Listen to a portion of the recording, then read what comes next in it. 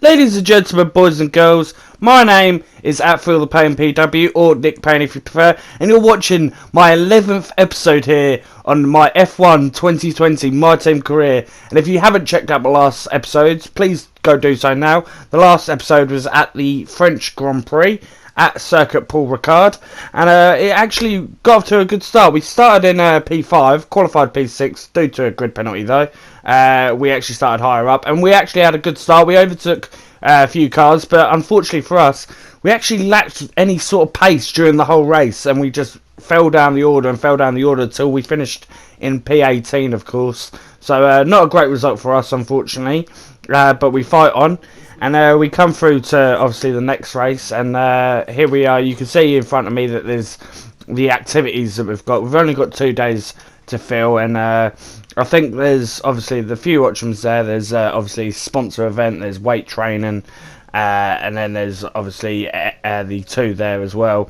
But I think if we're going to go with one of them, I think it's the best option is the weight training, because, obviously, it will increase Jack even further, and we need him to stay in line with us. And actually, if you look at this screen, you can actually see the reason why we were so slow in France is because the whole power unit is practically red.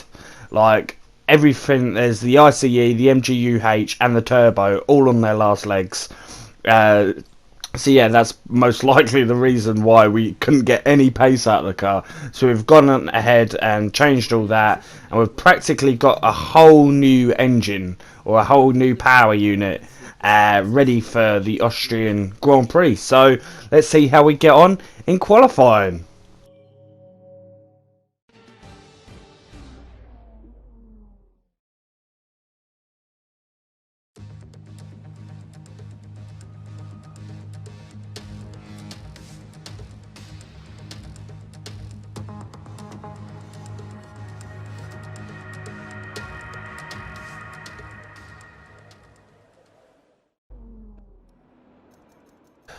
As we are in qualifying now, something I didn't notice until I actually started qualifying was the fact that the control electrics is also absolutely shattered. So we're going to have to replace that, and that's actually going to give us a 9-minute wait until we can actually set a lap, which means that everyone else in the grid have already set one whole lap already. So we're dead last at the moment, but at least we can get a base of exactly where the pace of the car is. Don't forget, we've changed the whole, well, 4 parts of the power unit. Obviously, the ICE, the MGUH, the turbo, and the control electrics, or electronics, should I say. So, the whole power unit has been practically changed. So, it should feel like a whole new car, a whole new power unit, a lot more pace in the car. So, hopefully, this lap can be a whole different thing to France, like 2 whole different episodes, considering the pace just wasn't there in France. So I'm hoping that the issue was the power unit, and now that we've sorted that, we're back up to pace as we go through into turn 7, full sector 2. This is end of sector 2, going into sector 3. This is one of the shortest laps on the calendar. I think it is actually the shortest lap. You get roughly a 1 minute 10 to 1 minute 5 in the soft tyres as we go through the final corner of the Austrian Grand Prix in qualifying. I'll go a bit deep into that corner, but we go across the line. It's the fastest lap. It's P1. So in qualifying 1, so good result there. Showing off that the engine has the full power as we go fastest in the wet conditions in the intermediates. But the track starts to dry up for Q2. So we go out for another lap, and we actually get P1 again in Q2. We don't go for a second lap. We think it's going to be enough, and it is going to be enough as we go drop down into P6.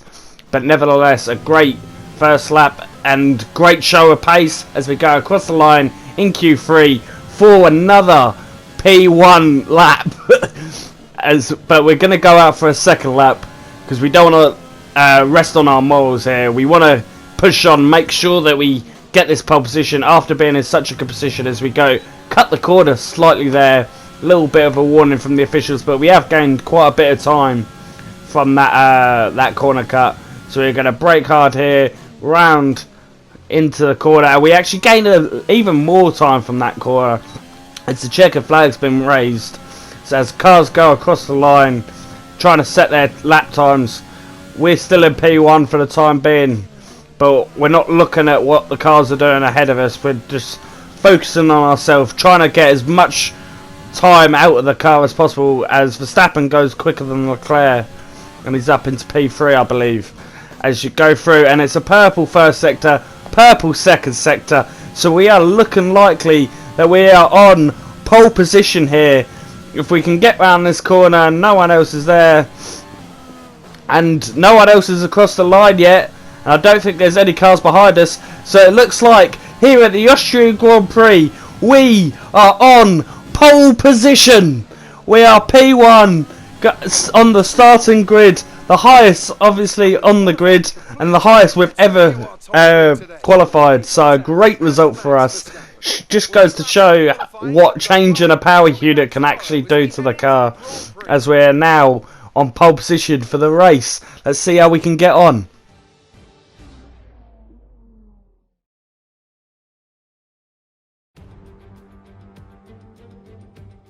Good afternoon and welcome to Spielberg, and to a circuit that in one form or another has held every Austrian Grand Prix in the championship, except the very first back in 1964.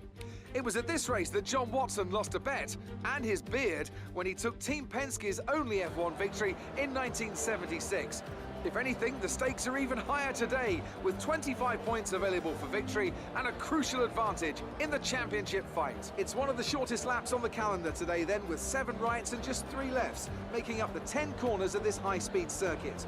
Turn 2 is barely a corner at all. They'll be flat out through there, a left-hand kink into the uphill braking zone of Turn 3.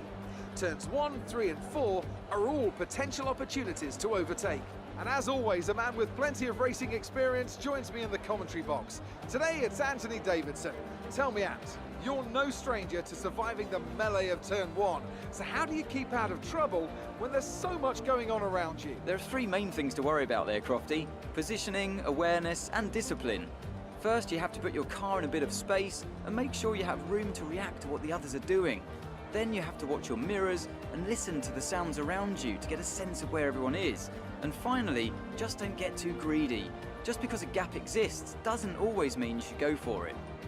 Before we begin, let's take a quick look at the grid lineup for today's race. The rookie lines up on pole position, and it's Valtteri Bottas that completes the front row. As we continue through the rest of the grid today, we have Verstappen, Leclerc, Lewis Hamilton, and Vettel, Albon, Stroll, Perez, and Carlos Sainz. Norris, Giovinazzi, Daniel Ricciardo, and Kvyat, Ocon, Grosjean, Kimi Raikkonen, and George Russell. Aitken, Magnussen, Latifi, and Pierre Gasly picks up the final grid slot today.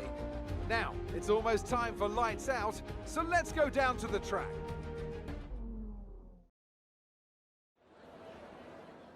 Of course, at the Austrian Grand Prix, and something that I haven't seen before, which is obviously the first time, obviously, because this is my first pole position, but no cars in front of us, so great to see. It's going to be a one-stop strategy today. We're going to overfuel the car by a lap, and we're going to be pitting in at lap 14 for a set of medium tyres, and hopefully we can go on to the end. But there was signs of rain, so hopefully the rain doesn't hit too hard at the end that we have to stop another time. As we go to 5 red lights, and we're underway, and it's a good start from us, and thankfully we're still ahead of Bottas as he slots in behind us as we go across the first corner, and we're still in P1 in the first corner, which is pivotal round it here at the Austrian Grand Prix, especially into this braking zone as well. As I go actually deep into the braking zone, not good turn in there, but we still stay ahead thankfully. And we're still in P1, so we're looking good from the start, looking like it's possible if we can reduce any mistakes here as we go slightly over the curb and there, slow the car down, but we're still in P1, so I can't have any issues so far. Try not to, oh, and we go across the grass there, nearly hitting the gravel, nearly dipping a toe in, just trying to be cautious and be aware of where Bottas is behind me. But to be honest, me keep looking back at Bottas is not making me focus on the front what's in front of me, to be honest, as we go through the final corner to end lap 1 here in P1 still, with Bottas just behind, sneaking, trying to see and pounce on any mistake that we may actually make as we go deep into turn 1. But we've pulled out the gap now and we're pulling away from Bottas. Can we retain P1?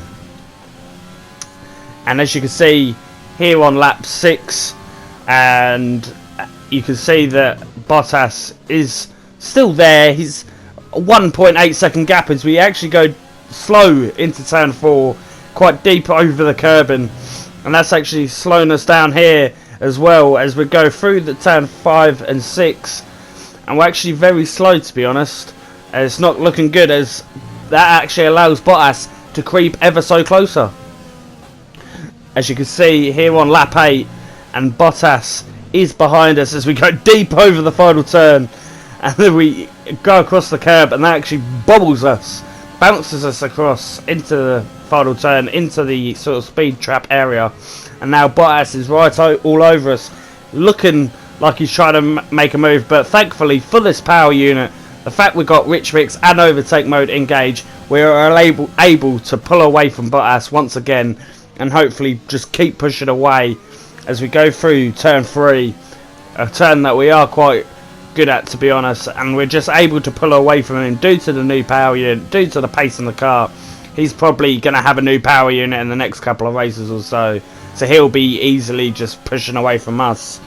But as we've got the new power unit, we've got to use it, we've got to make full advantage of it. We're in P1, we qualified in pole position, we need to make this count, we need to, as we go slowly through turn 7 as well.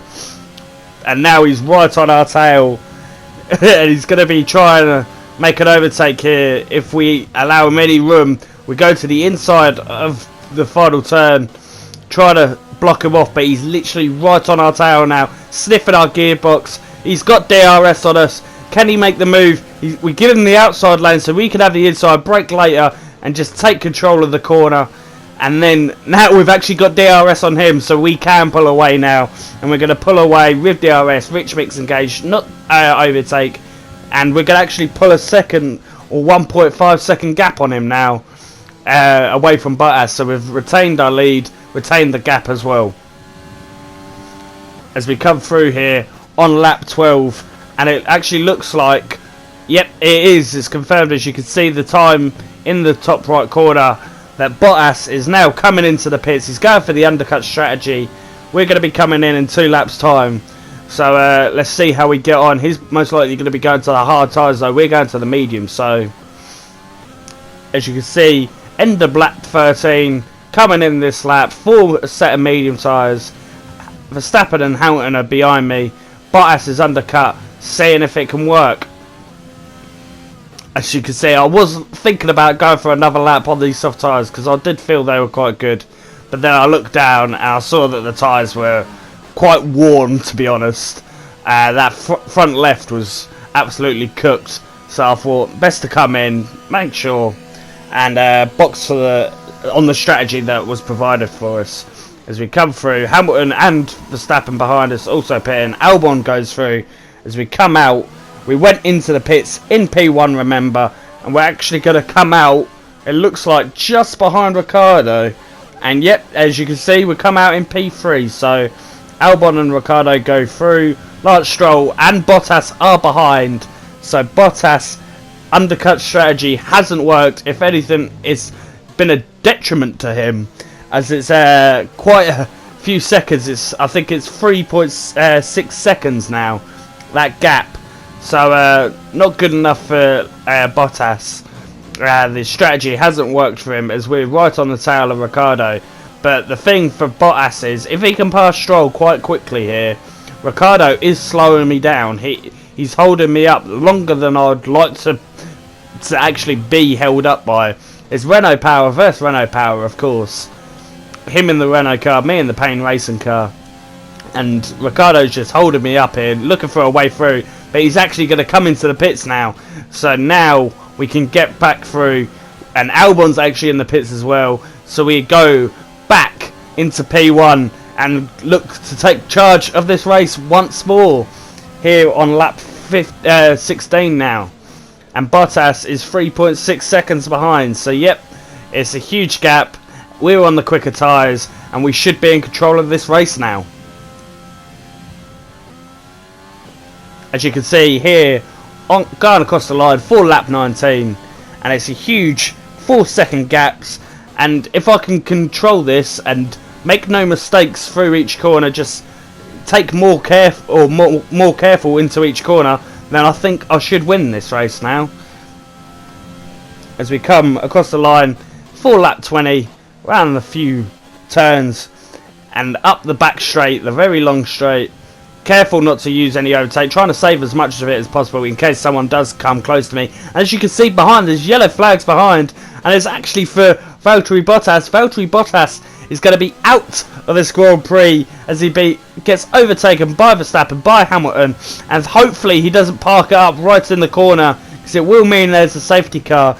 If he does park it up there, then that's going to be catastrophic for us, because that's just going to bunch the field up. Thankfully he's gone a bit further. Keep going, boy, keep going. Do not cause a safety car. And Valtteri Bottas is out of this Grand Prix. And yep, there's no safety car, so we've sigh of relief from us there, considering that could have easily been a safety car, bunched the field up, which would have meant that Verstappen and Hamilton would have been right on our tail throughout the whole of the following couple of laps. Here, as we go across the line for lap 21 now.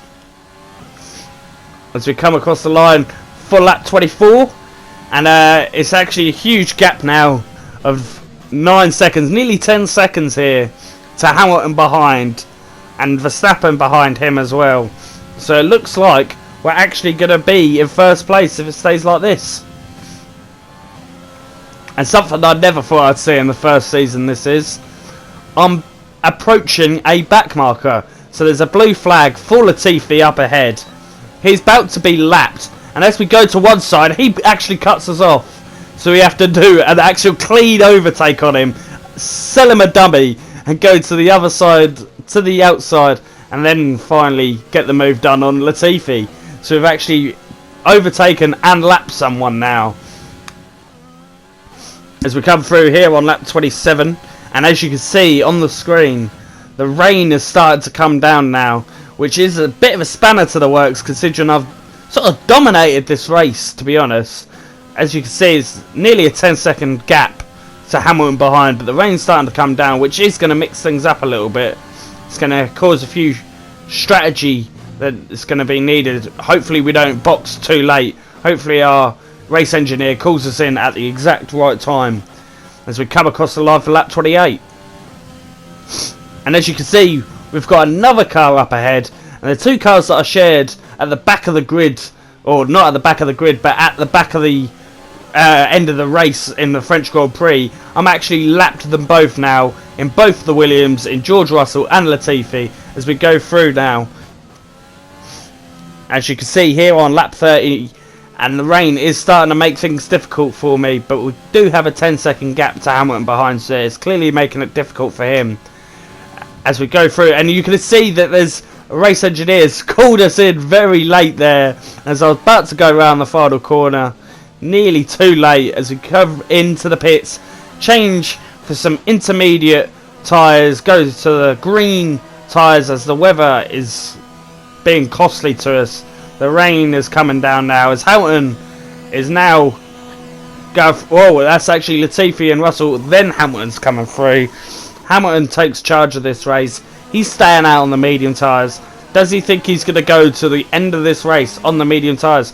As you can see, Latifi just up ahead, so we're going to actually have to re-overtake Latifi as Verstappen's directly behind us now. Thankfully, we've pitted again. Hamilton and Verstappen haven't, so hopefully we can actually bridge the gap to Verstappen, overtake Latifi quickly. He should be blue flagged, but at the moment I don't see a blue flag as we go down on the inside, have to overtake him. He's squeezing us to the grass, the back marker, but we finally make the move done, and we're obviously overtaken or re-overtaken a lapped car now, as we actually slow the car down quite poorly, deep into the corner, slow the car down as quickly as possible, and now we've just got to push on and try charging after Lewis Hamilton now, who's actually in P1. We can't allow this to happen. Don't forget, he's not on the intermediate tyres, as DRS has finally been disabled. So I think we pitted at the exact moment we needed to. Either this lap or the next, or the lap we pitted on, or this lap would have been the one that we'd have had to pit on. Hamilton has actually stayed out. He's not coming into the pits, but we are closing the gap to him ever so shortly here. As you can see here on lap 32, and we're right close to Lewis Hamilton now. It's under 2 seconds, considering it was over 10 seconds roughly. It's now down to 2 seconds. Can we catch him? As I think he's actually coming into the pits. Yep, he's coming into the pits. He's slowing down. He's finally going to give way to us as we take back our P1 position. And Lewis Hamilton comes in to fit the intermediate tyres finally, just like Albon will. And actually Vettel pitted earlier than Hamilton and Albon, so he is actually going to get the benefit of the undercut. As you can see, Kevin Magnussen's finally come into the pits, finally come out, and we're actually going to have a chance here to lap another car here in Kevin Magnussen. Can we overtake him as quickly as possible here? Don't want to be held up regardless of what's going on behind us, so we're going to overtake him just like we did on Latifi just a minute ago, but he actually blocks us off just like Latifi did, so we have to pull out the move, go to the outside, then finally get the move done on the back marker car. The back markers are provided sort of a struggle for us today. That's the third car that sort of blocked us off, who's a back marker, and not wanting to let us through as we're coming through. And as you can see, actually Kevin Magnussen is trying to race us now as we finally come through the final corners of Sector 2 into Sector 3, and we're still in P1. As we come across the line now, here we're on lap 36 of 36, and this is our final lap of the Austrian Grand Prix, and we're in P1. Huge gap to the car behind, massive gap to Hamilton and Vettel behind, and we're actually going to be in P1 if we don't make any mistake. Don't slide off, of course, but considering we've minimised all the mistakes that we could make in this race today, I don't think we're going to make another mistake. I do think that we're going to come home in P1 for the first win of Payne Racing, the first win of my career as well. So great result for the team, which is going to be another 26 points, remember, due to the fastest lap, and obviously the 25 points for coming first as we come around the final corners of Sector 2, going into Sector 3. And if we actually wanted to pit now, I still think we could finish first, but we're not going to risk it, of course. No need to be too cocky, let's be honest, because we're going to be in a moment where we're going to finish 18th again, just like we did in the French Grand Prix, as we come across the checker flag to win the Austrian Grand Prix.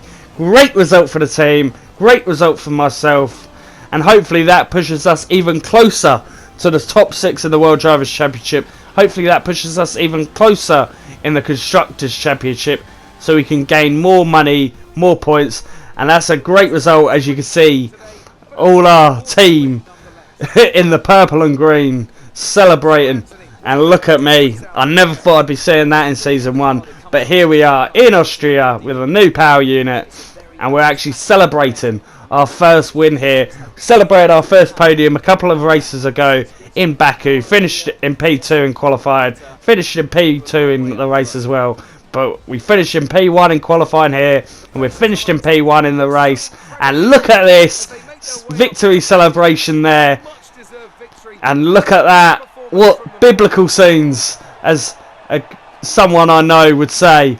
Great result for us. Look at that monumentous occasion, as we're standing next to a 6-time world champion and a 4-time world champion on the podium for our first win here. Great result for the team. I can't state it enough. I can't believe that I'm able to win the race so early on in the career. As you can see, the 26 points for us for the purple lap, fastest lap, purple lap for the purple car. And I can't believe such a great result for us. Let's see how we get on in the Drivers' Championships, as Jack Aiken actually finishes in P16, so a good result for him, as Bottas finishes in dead last due to not finishing. So in the Drivers' Championship, as you can see, we actually stay in P7, but we do push the gap to Ricciardo and Sainz behind, who are now equal on points in joint 8th. We stay in P7, just behind Alex Albon, but we have closed the gap quite to a narrow window here. So can we maybe overtake Albon in the next race? Who knows? It's in Britain. It's in our home Grand Prix, of course. And we're actually up into P4 in the Constructors. We're up into P4 in the Constructors. We pushed McLaren down, so we are now the best of the rest team in the Constructors due to all the points that I've been able to get so far. We are the best of the rest. We're in P4, and now that's where I'm going to finish this episode, on the highest of notes, in P4 in the Constructors. If you have liked this video, please like it. If you haven't already, please subscribe. If you have any thoughts, any questions, please comment them down below. I love to read them. I've been at Feel the Pain, PW, or Nick Payne. Goodbye.